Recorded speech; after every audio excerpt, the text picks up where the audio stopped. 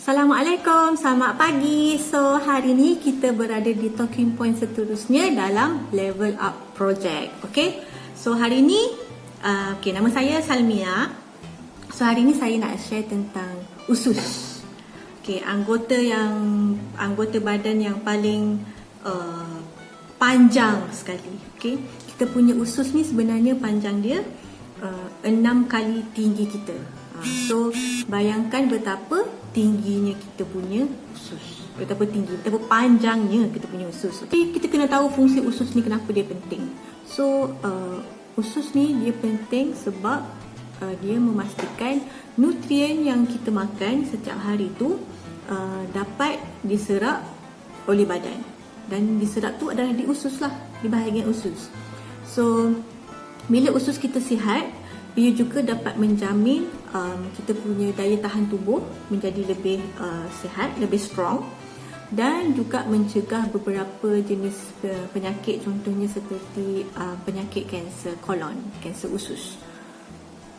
Macam mana usus kita tu tidak sihat? Bila tak sihat barulah kita tahu macam mana nak menjaga usus kita, kan? Okay, first kali, yang pertama adalah perut kita selalu meragam. Okay, so meragam ni macam mana? Selalu macam perut kita rasa ada gas, bloated, kembung, perut rasa sembelit, perut kita sembelit, cirit-birit ataupun pedih ulu hati. Okay, so keempat-empat ciri ni adalah petanda usus kita tidak sihat. Okay, so sebab kalau usus yang baik, dia tak ada kesukaran dalam proses makanan dan tak ada kesukaran untuk membuang najis daripada badan kita. Okay, so anda boleh lihat jenis-jenis najis dan warna-warna najis yang anda selalu buang setiap hari. Topik ni macam cakap pasal najis, kan? Tapi sebenarnya benda ni sangat penting. Okay, anda boleh tengok warna dan jenis, dan bila pergi buang air besar tu susah ke senang? Okay, dan ianya harus at least sekurang-kurangnya 1 kali 1 hari. Okay, sekali sehari kita kena buang air besar. Okay, kalau tak sekali sehari, macam saya dulu 2-3 hari sekali baru buang, itu dah diconsider sembelit. Okay, so anda boleh check warna dan bentuk najis anda. Okay, boleh check. So, saya akan share dalam gambar ni. So, yang kedua, macam mana kita nak tahu usus kita ni tak sihat? Bila kita selalu makan makanan yang tinggi gula dan contohnya adalah makanan yang diproses, macam nugget, sausage, fish cake, fish ball, itu semua adalah instant food, processed food. Dan juga makanan yang ada gula tambahan. Sebab makanan proses dan makanan tinggi gula ni, gula tambahan ni, mengurangkan jumlah bakteria baik dalam usus kita. Okay? So, bila tak balance antara bakteria baik dengan bakteria jahat ni, ia yang menyebabkan kita ada rasa keinginan nak makan gula lagi. Dan makan benda manis pun nak makan manis lagi. Okay, terutamanya gula-gula tambahan ni lah. Okay, so bila kita makan tinggi gula tambahan menyebabkan keradangan dalam tubuh badan. Keradangan bahasa Inggeris dia inflammation. Macam mana inflammation ni saya akan tunjuk di gambar ini. Okay, saya nak explain tak reti, tapi boleh tengok dalam gambar ni. Okay, so keradangan ni, inflammation ni, bila selalu sangat berlaku dalam badan kita, sebab dia dalam badan kita tak nampak, so ini adalah punca-punca kepada beberapa penyakit dan juga kanser. Okey, so yang ketiga, macam mana kita nak tahu usus kita ni tidak sihat? Bila kita ada selalu gangguan tidur ataupun keletihan yang berterusan. Okay, so bila usus kita tak sihat, dia boleh menyumbang kepada insomnia ataupun tidur yang kurang baik. Sebab bila tanya tidur berapa jam, tidur dah lama, maybe 7, 8, 10 jam, tapi tetap rasa letih. Okay, so ini adalah sebenarnya dia tidak mendapat kualiti tidur yang baik. Okay, sebab sebenarnya dalam badan kita ada satu jenis hormon dipanggil serotonin. Okay, so fungsi serotonin ni dia mempengaruhi mood kita dan juga tidur. So serotonin ni, hormon serotonin ni dihasilkan di bahagian usus. So bila usus kita rosak, kemampuan untuk kita tidur dengan baik tu terjejas sebab dia tak dapat nak hasilkan serotonin tu. So bila kita dah tahu 3 cara macam mana nak tahu usus kita ni tidak sihat, okey. Yang pertama tadi saya cakap perut meragam, okey, sama ada kembung ke, cerit-berit ke ataupun sembelit. Itu adalah tanda-tanda usus kita tidak sihat. Dan bila kita ambil makanan yang terlampau banyak gula ataupun benda berproses, dan juga bila tidur kita terganggu ataupun selalu merasa letih.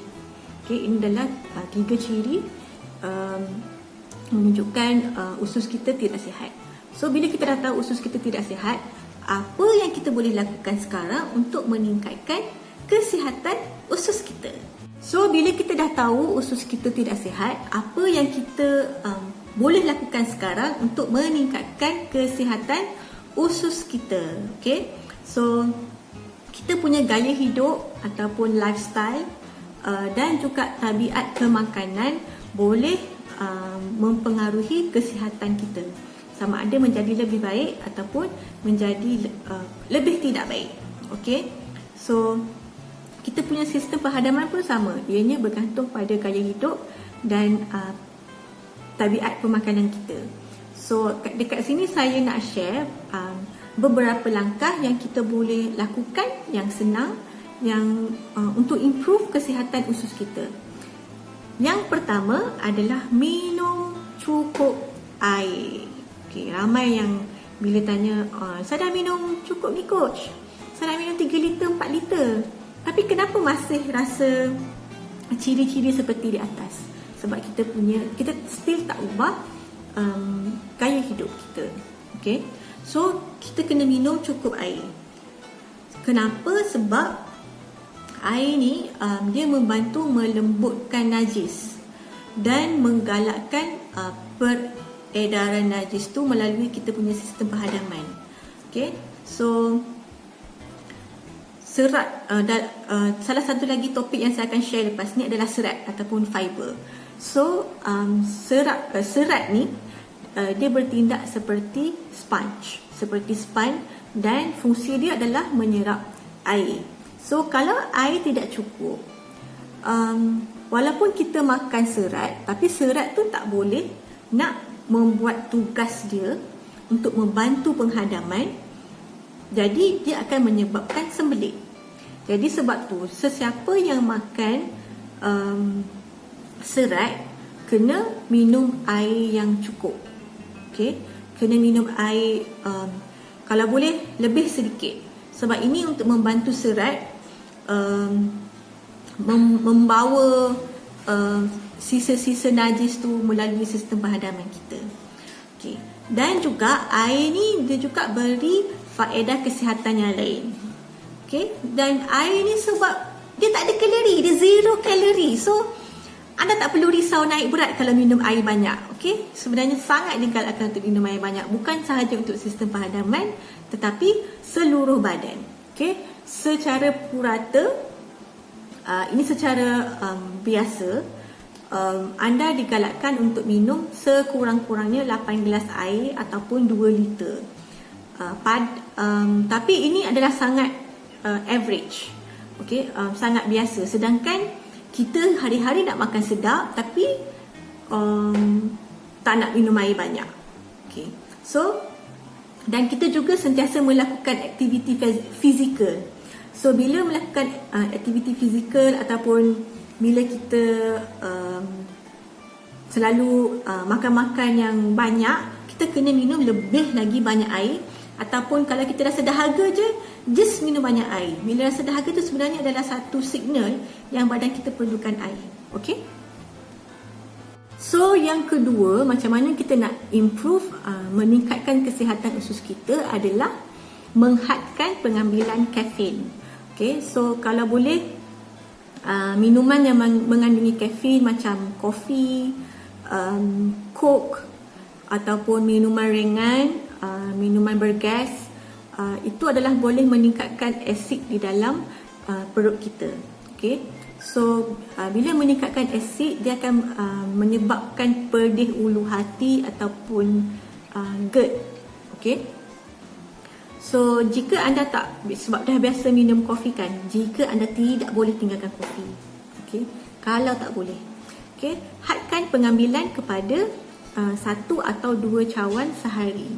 Ataupun yang paling best sekali, okay, kalau tak boleh tinggal kafein, cuba kita punya tea mix. Okay, sebab tea mix kita ni dia ada kafein, tapi kafein dia sangat rendah dan dia juga low calorie, tapi dia memberi impact yang sangat bagus untuk badan kita. So siapa yang tak pernah cuba lagi tea mix, boleh cuba tea mix Herbalife. Okay, cara yang ketiga macam mana kita nak improve kesihatan usus kita adalah mendapatkan tidur yang cukup. Okay, the best, bukan saja tidur yang cukup, tapi tidur yang berkualiti. The best is to get 7 ke 8 jam tidur yang berkualiti. Tapi kalau masih lagi tidak dapat, cuba untuk dapatkan 4 ke 5 jam ataupun 4 ke 6 jam tidur yang berkualiti dalam sehari. Okay, so bila kita bangun tu kita rasa fresh. Saya cadangkan untuk tidur awal dan bangun awal. Dan sebelum tidur tu jangan macam nak tengok TV dulu ataupun nak tengok phone dulu, scroll social media. So kita cepat-cepat tutup phone and then cepat-cepat tidur. Yang penting tidur awal lah. Okay? Okay, so cara yang keempat untuk meningkatkan kesihatan usus kita adalah makan diet berkhasiat yang rendah lemak. Okay? Sebab makanan yang berlemak tinggi, macam makanan bergoreng, burger, sausage, hidangan yang berminyak ni, dia melambatkan penghadaman. Okay, so dan boleh menyebabkan sakit perut ataupun pedih ulu hati. So beberapa kajian juga menunjukkan bila kita ambil makanan yang lemak tinggi ni, ia boleh mempengaruhi bilangan bakteria, antara bakteria baik dan bakteria jahat dalam usus kita. So disebabkan itu kita harus makan makanan yang rendah lemak. Okay, so contohnya makanan rendah lemak ni macam makanan yang berasaskan tumbuhan dan protein tanpa lemak. Okay, so dia memberi kesan yang positif kepada usus kita. Okay. Okey, dan cara seterusnya untuk meningkatkan kesihatan usus kita adalah dengan banyak bersenam ataupun melakukan aktiviti fizikal. Okey, so jangan hanya duduk main game ataupun tengok TV ataupun hanya borak-borak, tapi banyakkan bergerak, berkebun ke, ataupun bersenam, buat zumba ke, aerobik, anything. Apa-apa sahaja sukan yang kita suka. Okay? Asalkan ia meningkatkan kadar pernafasan dan juga denyutan jantung. Okay? Sebab ini akan memberi faedah kepada penghadaman kita. Okay? Ia merangsang otot usus dan ia juga menyebabkan makanan diedarkan dalam usus kita tu lebih cekap. Okay, so lagi satu macam mana kita nak improvekan kesihatan usus kita adalah pupuk tabiat membuang air besar yang sihat. Okay. So macam saya cakap awal-awal tadi, kita kena membuang air besar at least sekali sehari. Okay, kena pergi ke tandas sekali sehari ataupun 2 kali sehari. Depends berapa banyak yang kita makan dalam sehari tu. Dan jangan tahan untuk buang air besar. Jangan tahan. Okay, kena buang air besar. Dan lagi satu tabiat yang kita boleh improve is selalu dapatkan, bukan selalulah, tapi kena buat check up saringan kesihatan. Okay, untuk mengesan seawal yang boleh kalau kita ada masalah di bahagian usus. Okay, so kita sampai ke topik yang penting tentang serat. Sebab serat ni ia membantu untuk meningkatkan kesihatan usus kita. Okey. So ini salah satu cara juga untuk meningkatkan kesihatan usus. Tapi ia sangat penting. Serat ataupun bahasa Inggeris dia kita panggil fiber. Okey, fiber. So serat ni adalah apa? Serat ni adalah sejenis bahan yang tidak dapat dicerna oleh usus. Dia bukan macam makanan dapat dicerna, diproses. Dia tidak dapat dicerna. Tapi kehadiran serat ni membantu melembutkan najis dan mencegah sembelit. Okey, dan juga mengurangkan simptom beberapa gangguan penghadaman, contohnya buasir. So panduan diet Malaysia menyarankan kita mengambil sekurang-kurangnya 25 gram serat setiap hari. Okey. So tapi rakyat Malaysia sekarang ambil dalam 10 gram ke 12 gram serat sahaja sehari. Sangat tidak cukup. Okey, so serat ni dia terbahagi kepada dua jenis. Satu kita panggil, yang pertama kita panggil serat larut air. Okey, yang kedua kita panggil serat tidak larut air. Okey, soluble fiber and insoluble fiber.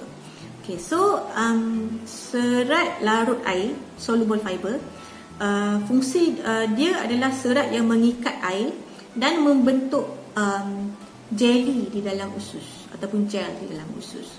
Okay, so fungsi serat larut dalam air ni untuk melembutkan proses penghadaman dan memberi rasa kenyang lagi lama. Okay, dan ia juga mengawal aras tekanan darah, gula dan juga kolesterol. So apa contoh-contoh makanan serat larut air? Ada dalam oat, ada dalam kekacang, ada dalam buah-buahan seperti apple dan limau, okey. Dan ada juga dalam sayur-sayuran, okey. Dan jenis serat yang kedua iaitu serat tidak larut air ataupun insoluble fiber. So serat tidak larut air ni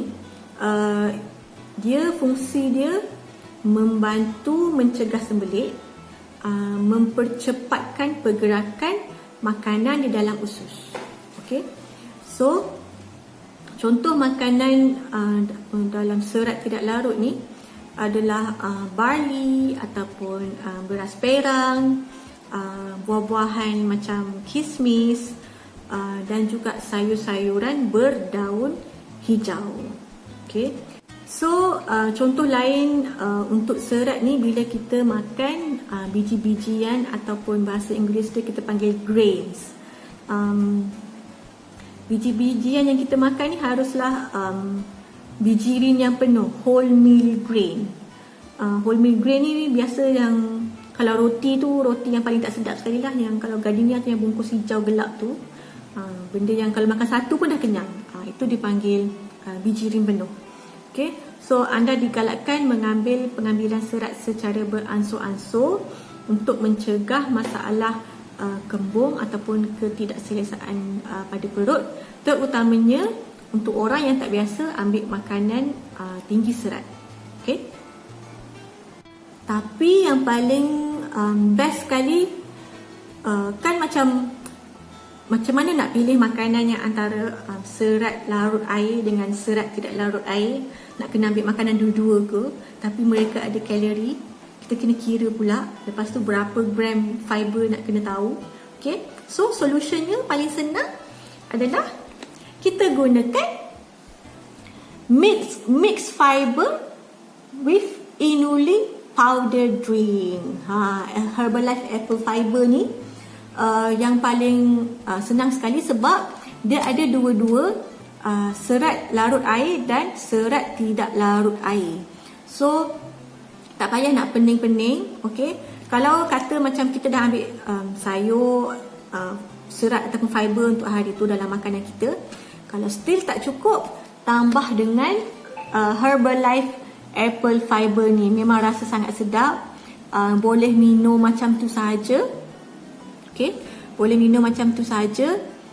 Ataupun boleh campur dengan shake, campur dengan Elo. Kalau rasa macam craving nak minum benda manis, okey, boleh ambil Herbalife apple fiber ni. Okey, so yang paling best tentang Herbalife apple fiber ni, sebab satu scoop apple fiber hanya 8 kalori sahaja, dan dia ada serat larut air sebanyak 2 gram dan serat tidak larut air sebanyak 3 gram. Dia dah tulis siap-siap kat sini. Okey, so tak payah nak pening fikir. So satu scoop kita punya serat dah 5 gram. So boleh ambil 5 ke 6 gram fiber untuk orang yang memang tak suka makan sayur. Okay, this is the best. Kalau yang kurang makan sayur, boleh tambah dengan Herbalife apple fiber ni. Dan Herbalife apple fiber ni yang paling saya suka sebab dia ada inulin. Inulin ni saya akan terangkan sebentar lagi tentang probiotik dan prebiotik. Okay? So tadi saya dah bercakap tentang serat. Dan sekarang saya nak cakap tentang probiotik dan prebiotik. So apa benda probiotik dan prebiotik ni? Bunyi dia macam saintifik kan? Tapi probiotik dan prebiotik ni adalah bakteria. Awal-awal tadi saya ada sebut dalam badan kita ada bakteria baik dan bakteria jahat. Okay? So bakteria baik ni dipanggil probiotik. Okay? Bakteria jahat dia tak ada nama. Dia ada nama saintifik tapi saya tak tahu. Okay? Kita panggil bakteria jahat je, senang. Okay? So ianya merupakan bakteria yang menjadikan dinding usus kita kuat dan sihat. Okay? So bakteria baik dengan bakteria jahat ni dua-dua kena ada, tapi dia kena ada dalam kuantiti yang seimbang. Dia tak boleh bakteria jahat yang lebih banyak daripada bakteria baik. No. Dia kena seimbang. Okay? So bila kita ada banyak sangat bakteria jahat dalam badan kita, ia menyebabkan usus kita sakit. Okay? So probiotik ni kita boleh, ataupun bakteria baik ni kita boleh dapatkan dekat mana? Okay, probiotik kita boleh dapatkan daripada yogurt ataupun minuman susu berkultur ataupun tempe. Okay, tapi be careful dengan minuman susu berkultur dekat supermarket sebab sebenarnya mereka sangat tinggi gula. Okay, so sesiapa yang dah habis ONC sepatutnya tahu macam mana nak baca label makanan. Okay, so bakteria baik ni, probiotik ni, selain daripada tu, fungsi dia adalah untuk membantu melegakan masalah penghadaman seperti sembelit, gembung dan cirit-birit, menguatkan sistem ketahanan badan dan menggalakkan penyerapan nutrien dalam usus. So bila tak cukup bakteria baik, so tak dapatlah nak buat semua fungsi ni. Sebab bila kita makan makanan bergoreng, makanan proses, makanan instan, makanan yang tinggi gula, dia menggalakkan bakteria jahat instead of bakteria baik. So macam lagi banyak bakteria jahat, macam mana dia nak buat function-function yang betul dalam usus kita. Okay? So macam mana nak membanyakkan bakteria baik? So dekat sini kita kena ambil makanan, kita kena makan makanan yang kaya prebiotik. Okay, prebiotik ni adalah makanan untuk bakteria baik. Makanan untuk bakteria baik, prebiotik. Okay, so ini adalah salah satu cara untuk meningkatkan kuantiti probiotik ataupun meningkatkan kuantiti bakteria baik dalam badan kita, dalam usus kita. So contoh-contoh makanan dalam prebiotik ni kita boleh dapatkan dalam bawang besar, bawang putih, daun seledri, buah pisang, asparagus, okay, oat, barley dan juga kacang soya. Okay, kacang soya kita dah minum shake F1, kan dah senang hidup. So lagi satu yang paling best sekali, kita juga boleh dapatkan prebiotik dalam inulin. So tadi saya ada cakap pasal inulin ni kan. So inulin ni dia ada high prebiotik. So makanan untuk bakteria baik, dah tak payah risau, dalam ni ada serat dan juga makanan untuk bakteria baik. So tak payah pening dah. Minum je 1 skop, 2 skop, 3 skop apple fiber ni, okay? So kenapa bakteria jahat tu lebih daripada bakteria baik? Tadi saya cakap sebab kita makan makanan yang berminyak, bergoreng, banyak processed food, instant food. Faktor lain juga adalah sebab kita banyak menggunakan antibiotik yang berlebihan. Kita meningkatkan toksik dalam badan dan juga pengambilan serat yang tidak mencukupi. So serat dan bakteria baik ni adalah sebenarnya sangat penting untuk usus kita. So last kali, akhirnya usus yang sihat menyumbang kepada sistem imun tubuh yang kuat. Okay? Kesihatan jantung yang baik, kesihatan otak yang baik, mood pun jadi lebih baik, tidur pun lebih berkualiti dan pencernaan pun berlaku dengan lebih berkesan. Okay? So kesemua ni boleh membantu mencegah beberapa jenis kanser dan juga penyakit autoimun. Okay? So sebab tu sangat penting untuk kita ubah gaya hidup dan tabiat pemakanan supaya memberi kesan positif kepada kesihatan usus kita dan kesihatan kita secara menyeluruh. Okay? So bayangkan kalau anda tidak dapat membuang air besar selama banyak hari. So terseksa hidup kita. Okay? So itu sahaja sharing daripada saya. Harap memberi manfaat kepada anda semua. Bye. Assalamualaikum.